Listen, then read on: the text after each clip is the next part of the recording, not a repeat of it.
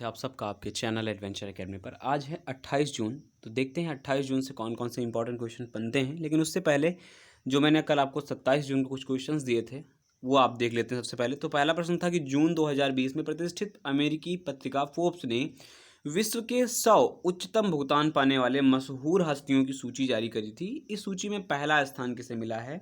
तो अमेरिकी सिंगर हैं काइली जेनर, इनको पहला स्थान मिला हुआ है फोर्ब्स की 100 उच्चतम भुगतान पाने वाली मशहूर हस्तियों की सूची में। ठीक है, याद रखेंगे। दूसरा प्रश्न था विश्व खाद्य सुरक्षा दिवस कब मनाया गया है? तो विश्व खाद्य सुरक्षा दिवस मनाया गया है 7 जून को, इसी माह। ठीक है। अगला प्रश्न था कि 5 जून 2020 को केंद्र सरकार ने नगर वन कार्यक्रम का शुभारंभ किया है। इस कार्यक्रम का उद्देश्य अगले 5 वर्षों में देश भर में कितने शहरी वन विकसित करना है? तो इसका जो मोटो रहेगा वो 200 शहरी वनों को विकसित करना है, यानी कि शहरों में 200 ऐसे शहर चुने जाएंगे जहां पर वनीकरण अच्छे से किया जाएगा। तो 200 या संख्या याद रखिएगा। ठीक है, अगले 5 वर्षों में। अगला है 4 जून 2020 को केंद्र सरकार ने किसे विश्व व्यापार संगठन में यानी कि WTO में भारत का नया राजदूत नियुक्त किया है? तो नियुक्त किया है ब्रजेंद्र नवनीत को, नए राजदूत के रूप में काम करेंगे बतौर भारत के। ठीक है, याद रखेंगे। अगला प्रश्न था आप लोगों के लिए कि 4 जून 2020 को केंद्र सरकार ने वरिष्ठ IAS अधिकारी राजीव टोपनो को किस वैश्विक संगठन के कार्यकारी निदेशक का वरिष्ठ सलाहकार नियुक्त किया है? तो संगठन का नाम पूछ रहा है कि किस वैश्विक संगठन का, तो उसका उत्तर है WHO के कार्यकारी निदेशक के वरिष्ठ सलाहकार का पद संभालेंगे राजीव टोपनो जी। ठीक है, ये बात भी हमें याद रखनी है राजीव टोपनो के बारे में। और अंतिम प्रश्न था मैंने कल जो पूछा था, हाल ही में किसने वर्ष 2020-21 के लिए भारतीय उद्योग परिसंघ के नए अध्यक्ष के रूप में पदभार ग्रहण किया है? तो इसका उत्तर होगा उदय कोटक। उदय कोटक इसके लिए सही उत्तर होंगे कि भारतीय उद्योग परिसंघ के नए अध्यक्ष के रूप में काम करेंगे कौन? उदय कोटक जी। ठीक है, चलिए अब आज के क्वेश्चन देखते हैं कि आज के क्वेश्चन हमारे लिए कौन कौन से हैं। तो पहला प्रश्न है कि नासा ने अपनी पहली अफ्रीकी महिला इंजीनियर कौन मैरी डब्ल्यू जैक्सन के ऊपर ही यानी कि नाम पर ही अपने हेडक्वार्टर का नाम रखा है, यानी कि मैरी डब्ल्यू जैक्सन के नाम पर अब नासा का हेडक्वार्टर होगा। और ये कौन थी? पहली अफ्रीकी अमेरिकी महिला इंजीनियर थी। मैरी जैक्सन की सफलता की कहानी 2016 में उनकी जीवनी हिडन फिगर्स में भी दिखाई गई थी। इनकी जीवनी है, ये बात याद रखिएगा, हिडन फिगर्स। उसके अलावा एरोनॉटिक्स के लिए राष्ट्रीय सलाहकार जो समिति थी वहां की 1951 में मैरी डब्ल्यू जैक्सन की नियुक्ति करी थी।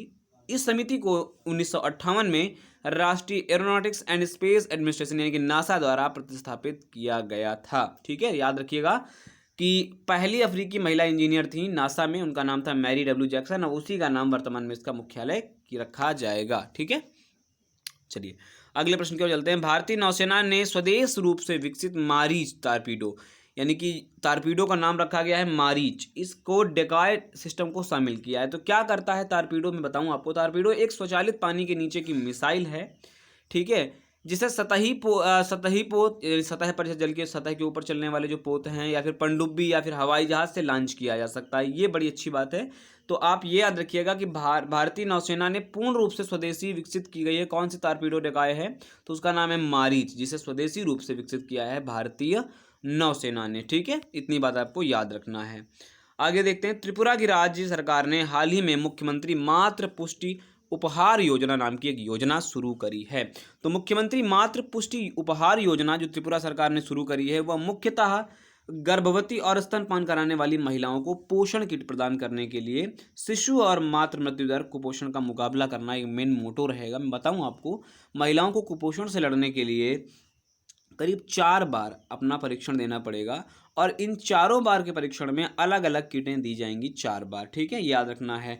हर साल कम से कम 40,000 महिलाओं को इसके लिए लाभान्वित किया जाएगा और इसी आधार पर राज्य सरकार हर साल इसी प्रोजेक्ट के लिए 8 करोड़ रुपए खर्च करेगी। ये भी एक मेन मोटो रहेगा कि 8 करोड़ रुपए मात्र मुख्यमंत्री मातृ पुष्टि उपहार योजना पर खत्म किए जाएंगे और ये इसमें 40,000 महिलाओं को कवर किया जाएगा। मुख्यतः शिशु और मातृ मृत्यु दर और कुपोषण का शिकार जो हो रहे हैं उनमें सुधार करना और मेन रूप से इसमें गर्भवती महिलाएं और स्तनपान कराने वाली महिलाओं को शामिल किया जाएगा।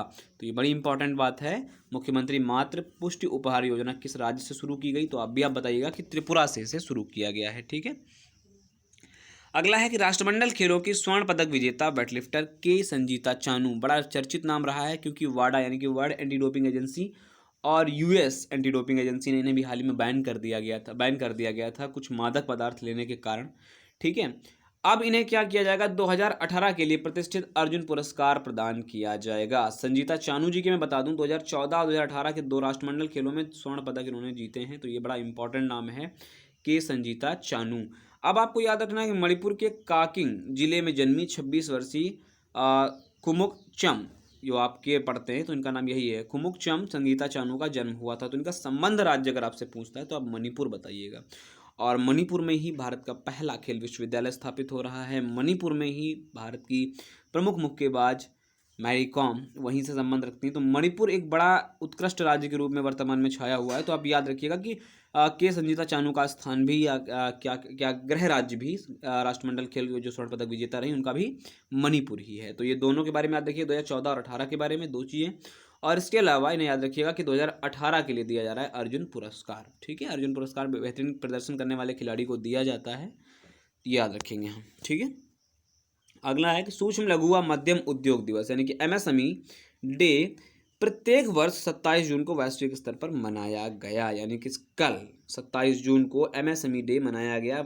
अप्रैल 2017 में इसकी स्थापना की गई थी। स्थापना के बाद इस वर्ष का यह दूसरा संस्करण था। मैं बता दूं एमएसएमई डे मनाया क्यों जाता है, जितने भी नौजवान हैं उन्हें कहीं ना कहीं सूक्ष्म लघु या मध्यम उद्योग हैं उनमें किस तरीके से उनको लाया जा सके और बेहतर सुविधाएं दी जा सके। जब यूथ जब जुड़ेगा छोटे छोटे उद्योगों से, तब क्या होगा, और विकास दर बढ़ती है किसी भी देश की। इसी को लेकर के, जागरूकता को लेकर के 27 जून को वैश्विक स्तर पर सूक्ष्म लघु व मध्यम उद्योग दिवस मनाया गया। तो ये थे इंपॉर्टेंट क्वेश्चन आज के करंट अफेयर के लिए। चलिए आज के देखते हैं, आज के जो मैंने आपको क्वेश्चंस दिए हैं वो। तो पहला प्रश्न है कि 1 जून 2020 को वाजिद खान जी का निधन हो गया था, उनका संबंध किससे था? वो इतिहासकार थे, पत्रकार थे, शिक्षक थे या फिर गायक व संगीतकार थे? तो वाजिद खान का संबंध किससे है आप जरूर बताइएगा। ठीक है, अगला है कि विश्व दुग्ध दिवस कब मनाया गया? तो 1 जून, 2 जून, 3 जून या फिर 29 मई को। मैं बता दूं आपको 20वीं एनिवर्सरी मनाई गई थी विश्व दुग्ध दिवस की। ठीक है, और दुग्ध दिवस भारत में जो दुग्ध दिवस के जो जनक माने जाते हैं, सॉरी श्वेत क्रांति के जो जनक माने जाते हैं, चूँकि वो रिलेट दुग्ध से ही करती है, वो माने जाते हैं वर्गीस कुरियन जी। ठीक है, याद रखिएगा 20वीं सालगिरह के रूप में मनाया था विश्व दुग्ध दिवस को अब की बार। तो याद रखिएगा किस दिन मनाया गया जरूर बताइएगा। अगला है कि 29 मई 2020 को फोर्ब्स द्वारा विश्व के 100 उच्चतम भुगतान करने वाले एथलीटों की, कल मैंने पूछा था मशहूर हस्तियों के बारे में, अभी मैं पूछ रहा हूँ एथलीटों की सूची में किस खिलाड़ी को शीर्ष स्थान मिला हुआ है? Roger Federer, Lionel Messi, Cristiano Ronaldo या फिर फ्लॉयड मेदेवर। मेदेवर बहुत ही फेमस मुक्केबाज हैं।